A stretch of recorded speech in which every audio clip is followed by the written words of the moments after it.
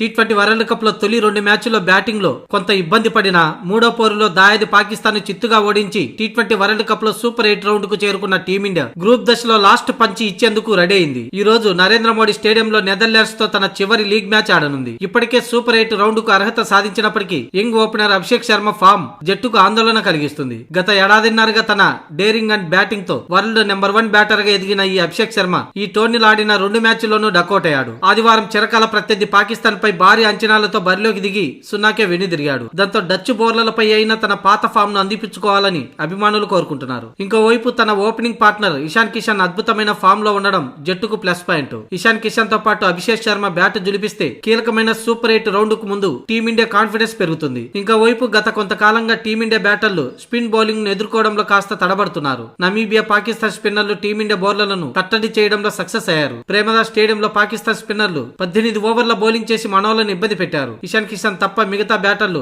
Pakistan spin bowling లో ఇబ్బంది పడ్డారు. ఈ నేపథ్యంలో కీలకమైన సూపర్ 8 అలాగే నాకౌట్ దశకు ముందు ఈ లోపాలను సర్దిద్దుకోవడం టీమిండియాకు కీలకంగా మారింది. నెదర్లాండ్స్ టీమ్ లో ఆర్యన్ దత్ అలాగే వాండెర్ మెరువ్ వంటి సీనియర్ స్పిన్నర్లు ఉన్నారు. వారిపై పైచేయి సాధించి సూపర్ 4 కు ముందు కాన్ఫిడెన్స్ పెంచుకోవాలని టీమిండియా బ్యాటర్లు భావిస్తున్నారు. ఇకపోతే చిన్న జట్టుతో పోరు కావడంతో ఈ మ్యాచ్ లో టీం మేనేజ్మెంట్ పలు కీలక మార్పులు చేసే అవకాశం ఉంది. బౌలింగ్ విభాగంలో పేస్ లీడర్ జస్ప్రీత్ బుమ్రా అలాగే హార్దిక్ పాండ్యాకు రెస్ట్ ఇస్తే మహమ్మద్ సిరాజ్, అర్షదీప్ సింగ్ తుది జట్టులోకి రానున్నారు. అలాగే వాషింగ్టన్ సుందర్ కూడా ఛాన్స్ ఇచ్చే అవకాశం ఉంది. మొత్తానికి డిఫెండింగ్ ఛాంపియన్ గా టీమిండియా ఈ మ్యాచ్ లో కూడా గెలిచి ఆత్మవిశ్వాసంతో సూపర్ 8 లోకి అడుగు పెట్టాలని సూర్యసేన భావిస్తుంది.